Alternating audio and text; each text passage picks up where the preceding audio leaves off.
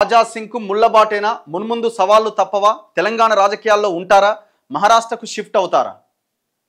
చేరితే షిండే వర్గంలోకా ఠాక్రే వర్గంలోకా? సందిగ్ధంలో political personal life.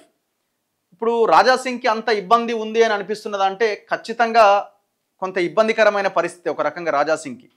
సరే, ఆయన నాకు ఈ రాజకీయాలు అక్కర్లేదు, నేను ఎమ్మెల్యేగా గెలిస్తే ఎంత ఉంటే ఎంత, నేను నా ధర్మం కోసం నా హిందుత్వం కోసం నేను కొట్లాడతానంటే అదొక లైన్. ఆయన అందులో ఎప్పటికీ ఒక ఒక ఒక ఐకాన్ పర్సన్గానే ఉంటాడు. కానీ నేను రాజకీయాలు చేయకపోతే ఎట్లా, ఎమ్మెల్యే కాకపోతే ఎట్లా అనే ఒక ఆలోచన వచ్చి అడుగేయాలనుకున్నప్పుడు మాత్రం అంత ఈజీ అయితే కాకపోవచ్చు. ఎందుకంటే అక్కడ మళ్ళీ ఇప్పుడు నిన్న బీజేపీ కార్యకర్తలంతా పాత కొత్త కార్యకర్తలంతా కలిసి ఒక సమావేశం పెట్టింది నిన్న. దానికి రామచంద్రరావు వీళ్ళంతా అటెండ్ అయ్యారు. ఎందుకు? రాజా సింగ్ బయటకు వెళ్ళిపోయింది కాబట్టి పార్టీని అక్కడ కాపాడుకోవాలని వాళ్ళు బీజేపీ వాళ్ళు ఆల్రెడీ ప్రయత్నం స్టార్ట్ చేశారు. ఇప్పుడు Raja Singh ideology హిందుత్వానే, BJP ideology హిందుత్వనే కావచ్చేమో, కానీ బీజేపీ ఒక పొలిటికల్ పార్టీ.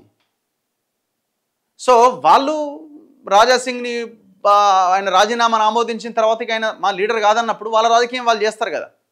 అక్కడ ఇంకొకరిని ప్రొజెక్ట్ చేసే ప్రయత్నం చేస్తారు. ఆల్రెడీ ఆమె మాధవీలతకి ఆ టాస్క్ ఇచ్చినట్టున్నారు.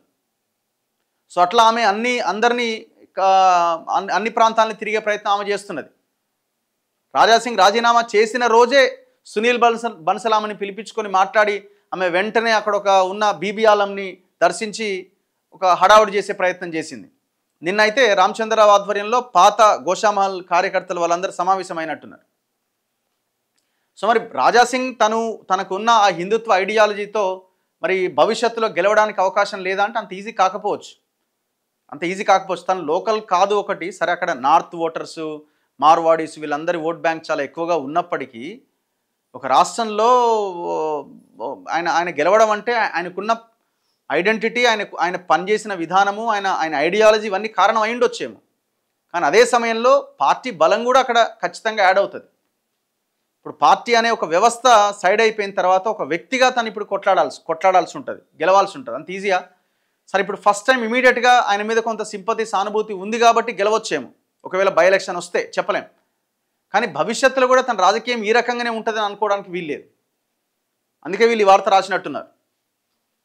ఖచ్చితంగా సవాళ్ళు తప్పవు. ఇప్పుడు రాజా సింగ్ ఏం చేయగలుగుతాడు? తెలంగాణలో ఉండి ఏ పార్టీలోకి వెళ్ళగలుగుతాడు? కాంగ్రెస్లోకి వెళ్తాడా? బీఆర్ఎస్లోకి వెళ్తాడా? సెక్యులర్ అన్న పదానికి ఆయన దూరం కదా. సరే, వీళ్ళు సెక్యులరా కాదా అని పక్కన పెడితే బీజేపీ ఐడియాలజీ అయితే వీళ్ళ ఐడియాలజీ కాదు కదా. రాజా సింగ్ ఐడియాలజీ అయితే కాంగ్రెస్ బీఆర్ఎస్ ఐడియాలజీ కాదు కదా. మరి ఆయన ఎట్లొస్తాడు? అందులోకి రాలేడు. శివసేనని ఎంటర్ చేయొచ్చు అని ఏదో మాట్లాడుతున్నారు. అసలు శివసేనలో రెండు పార్టీలు విడిపోయి ఉన్నాయి. షిండే శివసేన, ఉద్ధవ్ ఠాక్రే శివసేన. ఉద్ధవ్ ఠాక్రే శివసేన టోటల్గా రాహుల్ గాంధీతో ఉన్నది, ఇండియా కూటమిలో ఉన్నది. షిండే శివసేన బీజేపీతో ఉన్నది.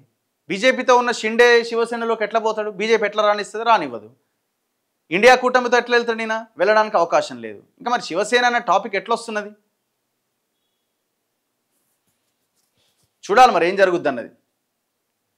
రాజా సింగ్ భవిష్యత్తులో తెలంగాణ రాజకీయాల్లో ఉంటారా లేదా అనేది కూడా చర్చనీయాంశంగా మారింది.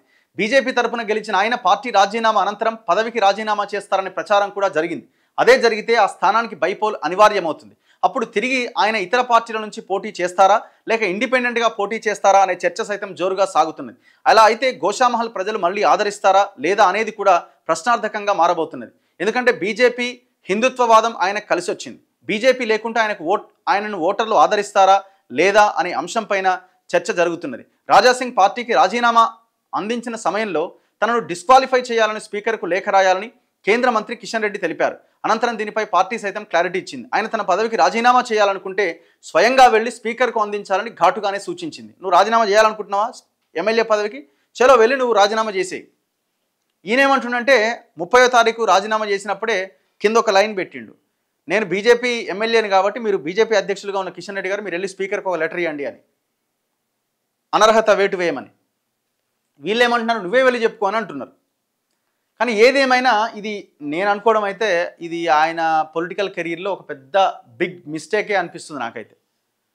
అంటే ఆయన ఫ్యూచర్ గురించి ఆలోచించినప్పుడు ఇది ప్రజలకు ఎంతవరకు ఉపయోగం, ప్రజలకి దీనికి ఏం సంబంధం లేని విషయం. ఇది వాళ్ళ పొలిటికల్ లైఫ్, వాళ్ళ పొలిటికల్ కెరీర్కి సంబంధించిన విషయం, ఇది పార్టీకి సంబంధించిన విషయం. ఇప్పుడు బీజేపీకి వచ్చే నష్టం ఏంది? బీజేపీ ఇంకోరిని దించుతుంది. వాళ్ళు ఏ స్ట్రాటజీ లేకుండానే ఆయనని పక్కన పెట్టేసిరని అంటారా? వాళ్ళకి డ్యామేజ్ అవుతున్నది ఒక రకంగా. ఇప్పుడు భారతీయ జనతా పార్టీ ఒక పొలిటికల్ పార్టీ, ఆయన నేను ఇండివిజువల్గా కొట్లాడతా, హిందుత్వ ఐడియాలజీ ఇంకా ముందుకు తీసుకెళ్తా అంటే, నువ్వు హిందుత్వ ఐడియాలజీని మేము కూడా ముందుకు తీసుకెళ్తాం, కానీ మేము చెప్పినప్పుడు ఆట. మాది పొలిటికల్ గేమ్ ఇది. ఆ పొలిటికల్ గేమ్లో నువ్వు రావాలి తప్ప నీ గేమ్ నువ్వు ఆడతా అంటే ఎట్లా? సో ఒక్కొక్క రాష్ట్రంలో ఎలక్షన్ జరుగుతూ ఉంటాయి. ఇప్పుడు రాజా సింగ్ ఒక్కోసారి మాట్లాడితే, హైదరాబాద్లో మాట్లాడితే ఓన్లీ తెలంగాణ వాళ్ళకే కాదు, మొత్తం అది స్టేట్ అంతా, దేశం అంతా వైరల్ అవుతుంది. సో ఇంకో దగ్గర ఎలక్షన్స్ ఉన్నప్పుడు ఈయన చేసే స్టేట్మెంట్స్ అక్కడ బీజేపీకి మైనస్ అవుతున్నట్టున్నాయి. సో అందుకే దేశవ్యాప్తంగా ఇంపాక్ట్ పడుతుందని చెప్పి ఆయన రాజీనామాను ఆమోదించారు. అంత ఈజీగా గుడ్డిగా వాళ్ళు ఆమోదించలే. సో ఖచ్చితంగా రాజా సింగ్కి ఇది అంత పూలబాట అయితే కాదు, ఆయన అంత ఈజీ అయితే కాదు.